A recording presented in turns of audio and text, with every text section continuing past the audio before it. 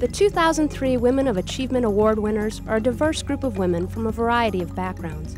What they share are the desire and ability to reach beyond the ordinary, to achieve the extraordinary, and the results benefit the community in many ways. This year's winners are featured at the world-famous St. Louis Zoo. Located on 90 acres in historic Forest Park, the zoo features over 700 species.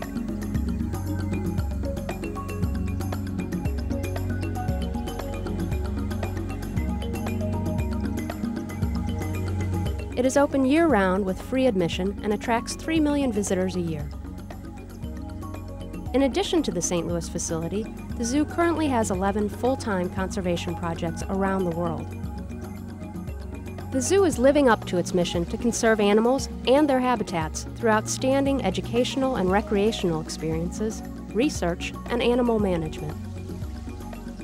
Against the exceptional backdrop of the St. Louis Zoo, we now bring you the 2003 Women of Achievement.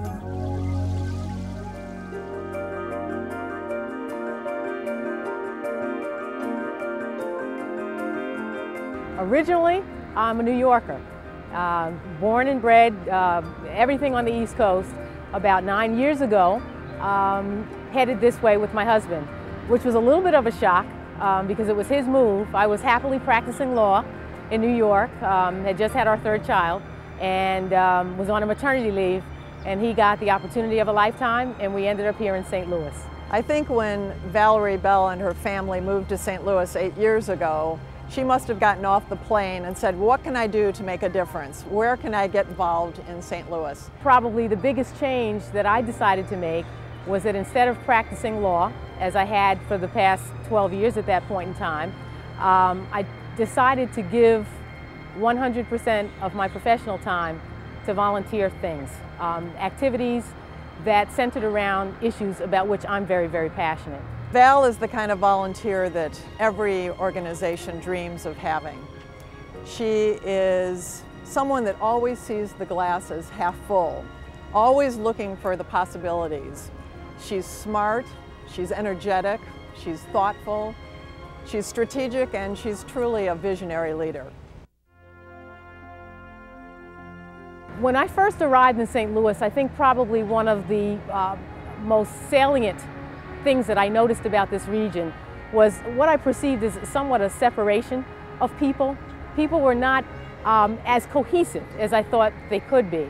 And so my effort really has become to look at ways to sort of break down some of the barriers that separate people and to get people a bit more sensitive about the richness that exists in one another. I think that balance is something that Val epitomizes. Somehow she can manage to be an excellent wife and mother. She has 3 fantastic kids with an amazing amount of volunteer work that is really making a difference in this region. I volunteer because when I look back on my life, I recognize that the tremendous opportunity that I have had, particularly my educational opportunity, the extraordinary educational experiences that I was afforded the opportunity to have, really came as the result of the sacrifice of other people. And so I think as we consider opportunities to give back, it's very important that we consider those voluntary types of things that we can do that might hopefully make a difference in someone else's life and help shape the future.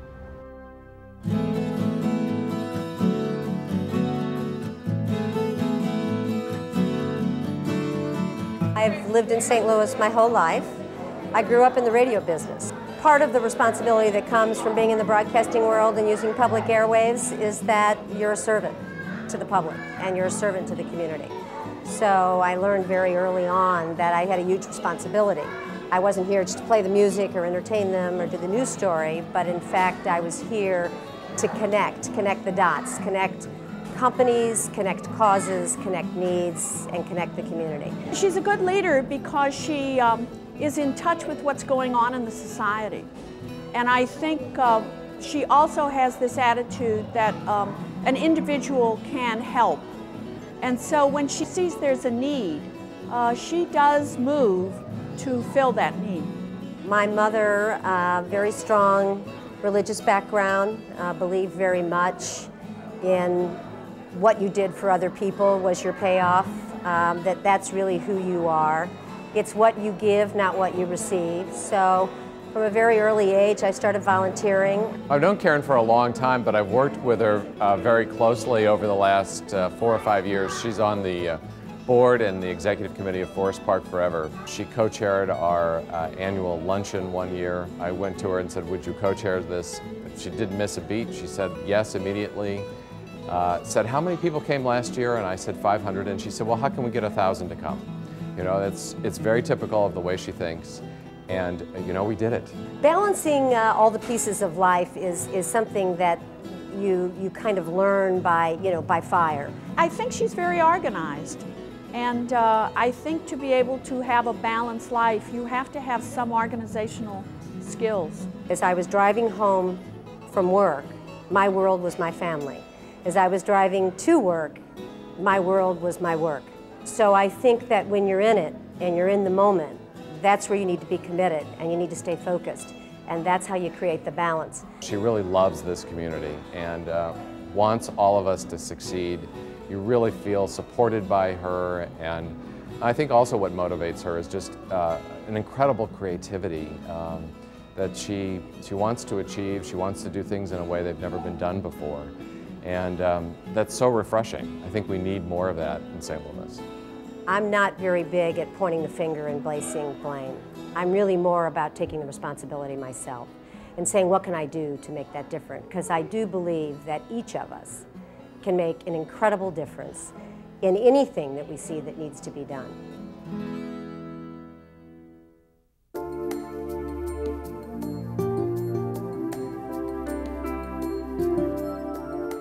I work at an organization called Doorways, and we provide housing for people with AIDS.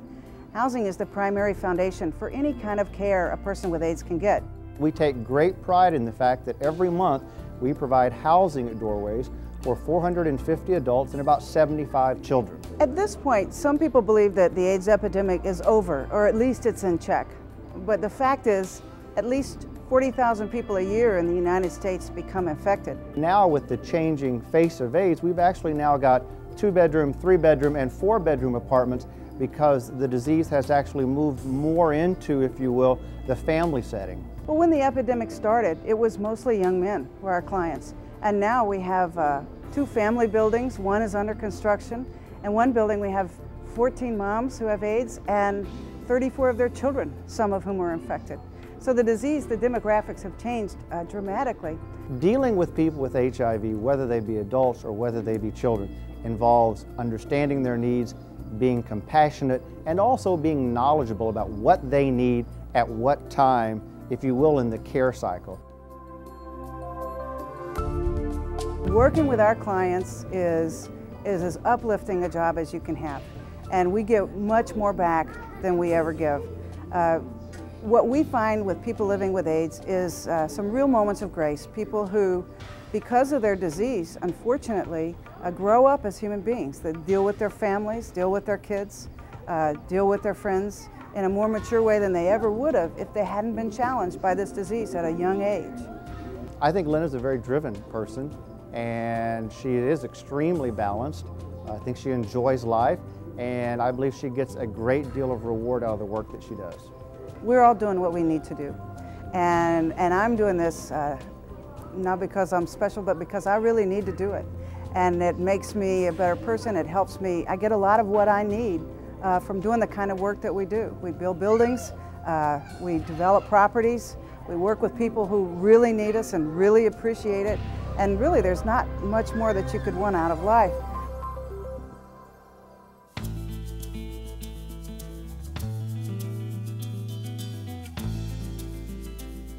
When I first moved here from Boston, my mother said that you really have to kind of dig into a community and really get to know it, and the only way is to get involved. I think St. Louis is unlike places like Boston, New York, or DC, or some of the coastal cities, which are so big, and the hierarchies for cultural institutions have been in play for generations.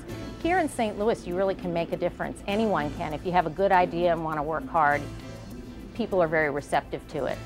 I like working with Allison because she's a hands-on person. And she will do the big jobs of calling people to ask for money. She's never shy about that. If she believes in a cause, then she will do what it takes to make it happen. But also, if you just need someone to come and put on rubber gloves and clean something, she'll do that too. She does whatever it takes to make an organization happen. I think a lot of this is taught, and it's part of the culture you grew up in. And I grew up in a culture, my mother always had, there was this mantra repeated, and it was, to whom much is given, much is required. And I truly feel that I've been blessed to have a wonderful life, a very supportive husband who has been totally my partner in all our philanthropic endeavors. I think one of the best things that I've done for the Shakespeare Festival of St. Louis is to ask Allison Faring to be on the board. She really did an important job of fundraising for the festival, and that was before we had our first performance.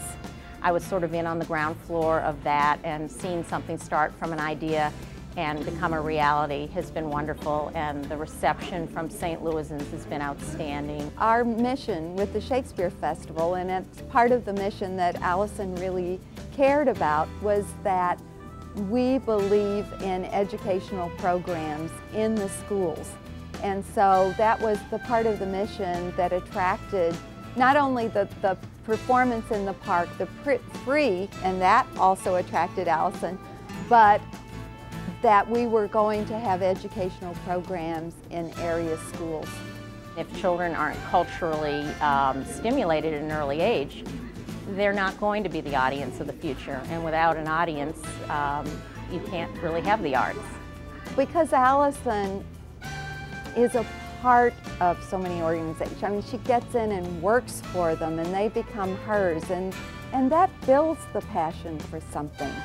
And I just am very fortunate, so why not spread the fortune?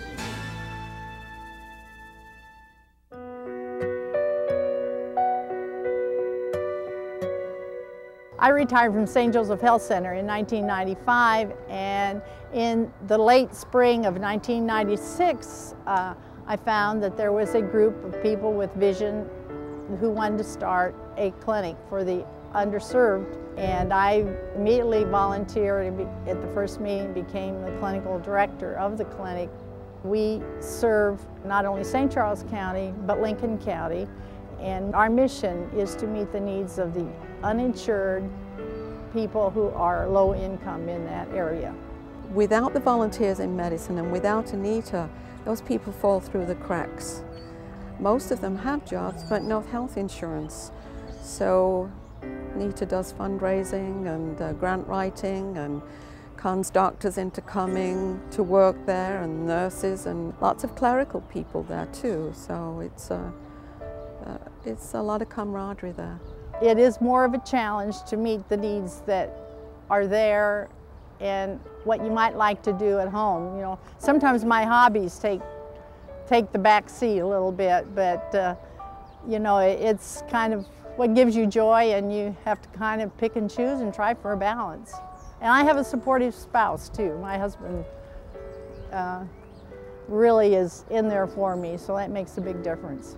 Nurses like to think they give a lot of TLC, but she's a shining example of loving action. That is Anita, love in action. At the end of the day, I think I, along with the rest of the volunteers, have a feeling of satisfaction, but I think we're pretty tired because it's been pretty stimulating and pretty fast-paced. And so you can go home and put your feet up in the evening and just kind of feel good about the day.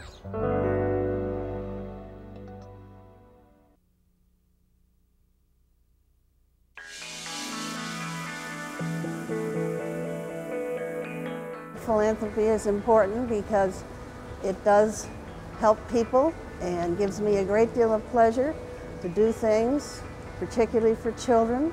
When I first met her at the zoo, she was really known as Desley's wife. But fortunately for me, I've gotten to know her better and now really call her my friend. Desi started out with it, and he's given so much that it just was sort of catching for me. I'm the Director of Development at the St. Louis Zoo, so I work with all of our wonderful donors at the zoo, but Mary Ann is special. I call her the First Lady of Philanthropy at the St. Louis Zoo. She's very special to us. There's a geyser up in the children's zoo that has water coming out of different fountains, and the kids can go in it. And I did that in honor of my 5 granddaughters.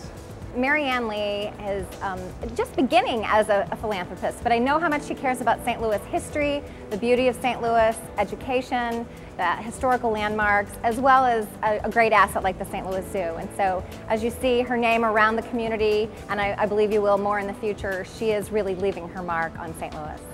Kids can walk in here and see these butterflies flying around and picking them up like this one is. Ooh, they're going by. No, I think it's wonderful for the kids. I think whether Mary Ann has made a generous gift to light the St. Louis statue at the Art Museum funded by Forest Park Forever, or the Lee Lodge at the Missouri Botanical Garden, or the Endangered Species Carousel, she's seeing the benefits of her philanthropy, and that makes her happiest. The carousel is down next to the Puffin Coast and the penguins. It's at the east end of the zoo. And some of the zoo people and I flew to Mansfield, Ohio to go to the factory to see them make the animals. And the animals are all endangered. The Mary Ann Lee Conservation Carousel will be installed next month in May at the St. Louis Zoo in the corner next to the polar bears. And it will feature 64 hand-carved animals. It's one of 19 hand-carved carousels in the United States, made just for us. She investigates her projects very seriously. She doesn't give to things lightly. She wants to make sure that it's going to be accessible to all, that folks are going to enjoy it, you know, every day, not just one day a week. And so she does her investigation very seriously, and I think she gives from the heart. Desi's been doing this for years, and I'm just starting. But it's terribly important to keep these things up. If I had to describe her, I would say that her generosity is only exceeded by her gracious nature and humble heart.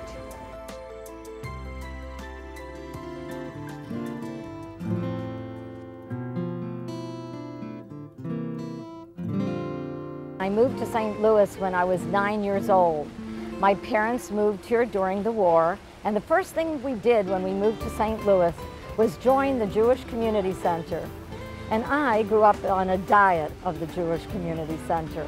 I loved it. I participated in all the programs and all the sports, and it was always a joy. I've known Lenore now for almost 20 years, since I became employed at the Jewish Community Center, and now she's my true partner in that I'm the CEO and she's the chair of our board of directors, but it's been a wonderful 2 decades of friendship and literally professional partnership. Volunteering is important because it makes people feel good. It makes me feel good. It makes me feel satisfied because I have the opportunity to help other people. What motivates her is a tremendous sense of what is needed to get done. And I think I'm speaking for virtually many boards and lots of professionals and nonprofits. For example, from Jewish Federation, Temple Israel, Logos School, Craft Alliance, the JCC, of which I represent. She has had so many myriad of opportunities to invest volunteer time. Jewish Federation is a wonderful place to volunteer. It has so many venues that benefit so many different people from different walks of life. And I've served many different positions in Federation. These are challenging economic times for a nonprofit organization, and she has to often mediate with conflicting interests, and her sense of humor, and to be able to just make sure that none of us take ourselves too seriously is an incredibly invaluable tool. What she is like is thorough, energetic, caring, and smart, and it's an unbeatable package. Volunteering has always been part of our life. I remember as a child, I could see my parents always helping other people. And when they helped other people, they didn't call it volunteering. They called it being responsible, each of us being responsible for the other. And I thought that that was a good value and a wonderful way to live. And I tried to mimic my life so it would be like theirs because their life was so happy. And I knew that that would make happiness. And so that's what I did. And guess what? I guess it's no surprise that it works.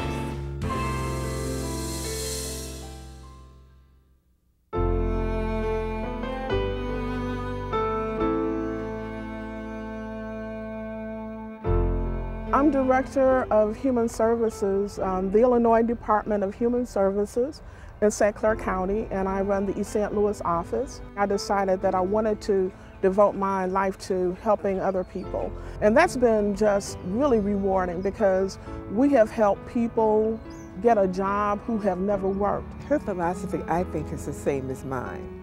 If you have some talent and some good fortune, that ought to eventuate in service. My office has won a lot of awards for the work we've done in moving customers from welfare to work. It's in her bones, it's in her genes to do this for other people. I have always worked a lot in the community because when I was in undergraduate school, I pledged Delta Sigma Theta sorority, which is a public service sorority. Her work with the Delta Sigma Theta Child Development Center helps many children. Several children. She's vice president of that board. She helped raise a lot of the money. I'm on the board of directors for the St. Clair County, Monroe County court-appointed special advocates, and that has been very rewarding to me because there are so many children who are in the community whose parents are unable or unwilling to give them the kind of nurturing financially, emotionally, socially that they need. And when that happens, then someone has to be there to serve as the voice for the children. She does have a positive outlook. And I think that people who have a positive outlook and who have sunny dispositions are better working with kids than the grouches. She has a smile and a sunny face, and that's good for children and for people who are troubled. The children are our future, and if we do not do the work to ensure that our children have a healthy, whole existence, then we're shortchanging ourselves because we won't be here to do the hard work that has to be done at every juncture.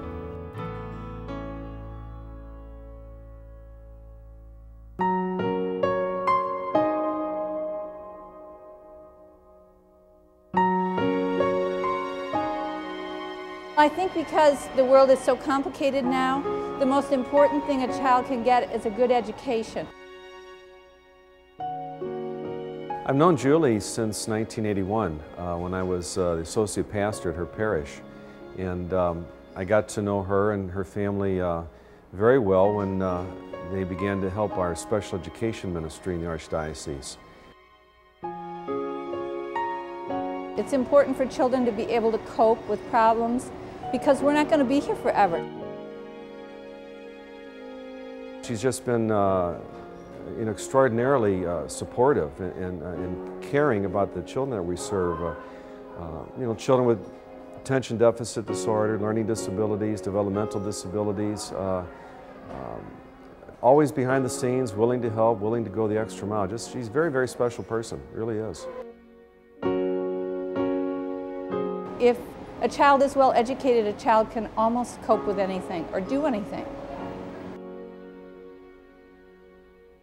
Julie noted something back of me, this picture of a butterfly, and we adopted that as a symbol a few years ago for one of our fundraisers, and the purpose is to show that how just as a butterfly can open up from being a caterpillar into something very beautiful and colorful and alive, to show the potential that's in a caterpillar, that seems to parallel what happens to our children with special needs. They, at first it may seem like they don't have a lot to offer in some people's eyes, but they open up and you see the beauty that's within, the goodness that just comes out.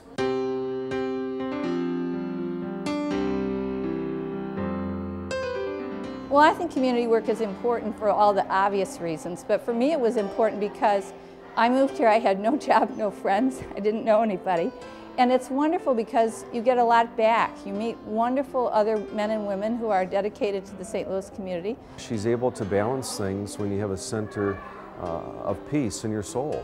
I mean, she has her act together. She knows what's important in life. We're only here for a short time. God has put us here for a purpose, and she feels that she's doing what the Lord wants her. That's the way I read her. If you want to be involved here in St. Louis, it's like a big small town. If you volunteer, you're going to find a lot of other great gals to do things with. And I've met so many good friends through my volunteer work that I really feel kind of guilty taking an award for it when I've gotten a lot of rewards myself.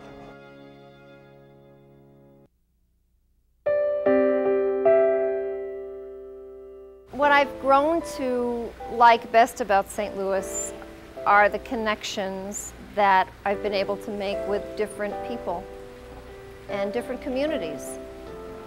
And the fact that it's the kind of city where you can really make a difference. You know, you can see the suffering and respond to it, and it's accessible. I've known Susan Talve for nearly 20 years. As a rabbi, teacher, community activist, and friend, Susan inspires so many people with her active engagement in many of the daunting tasks and challenges of our time. Susan's message of Tikkun Olam, which is Hebrew for repairing the world, teaches that we should look inside our own hearts, in our homes and in our communities, and find peace. It's only then that we can truly heal the world. I think one of the great challenges of St. Louis has been to really form coalitions and get people to work together, and that's been my greatest joy, is getting to meet different people from different communities, different faith groups, you know, growing up in different neighborhoods, even people who went to different high schools, if you can imagine that, and really finding ways to help people work together to find common solutions to the problems that are really all of our problems. We're lucky in St. Louis to have Susan Talve as a member of this community. She's worked tirelessly for the betterment of this community and reached so many people. I'm so grateful for the blessings that I have in my life, that the way that I express my gratitude is to try to be there in whatever humble way I can for others. Susan's a great storyteller, and that's what makes her so captivating to listen to. But a story that is really so wonderful and shows how she's defied stereotypes here in St. Louis was a little girl who came home one day who'd been a congregant. The family had been a member of Central Reformed Congregation, and of course she had grown up until about age 12 in Central Reformed Congregation with Susan as her rabbi. But she went to another congregation at one point. She came back and she said, "I learned that men can be rabbis too." You gotta keep a sense of humor in everything that you do. You really do. It really helps. It reminds people that we're connected. It reminds people that we're all human. We're all dealing with the same problems at the end of the day. Some of them are more severe. But if we can find a way to laugh together, we will find a way to raise each other up and leave each other at the end of the day with a little less despair and a little more hope.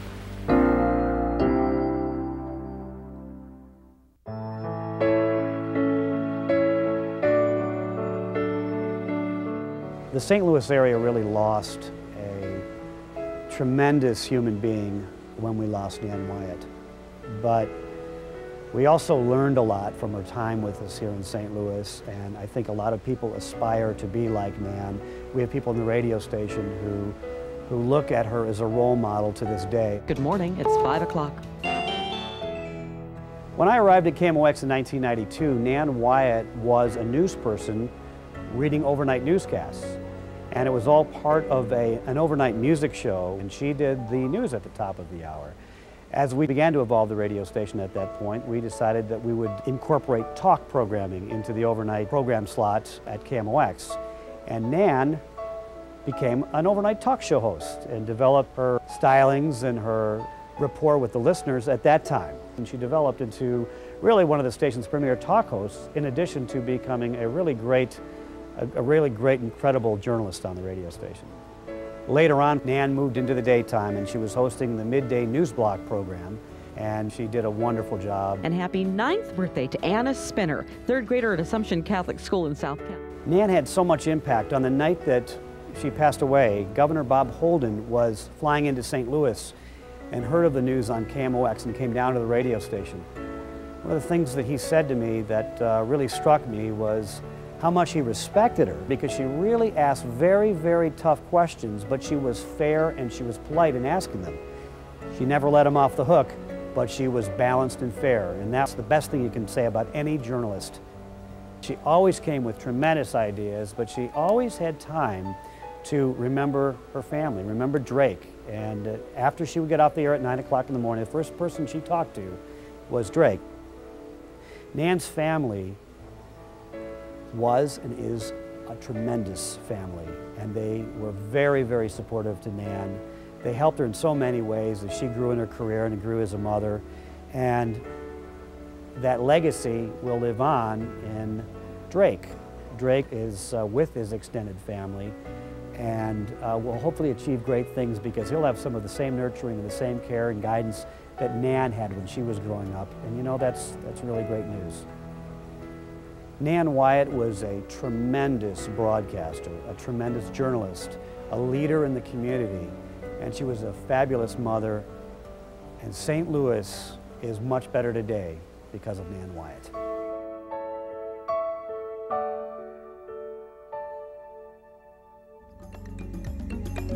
There you have today's honorees. Through their tireless efforts, they've enriched the community beyond measure, and for that, we are grateful. So let's congratulate these women, these 2003 Women of Achievement.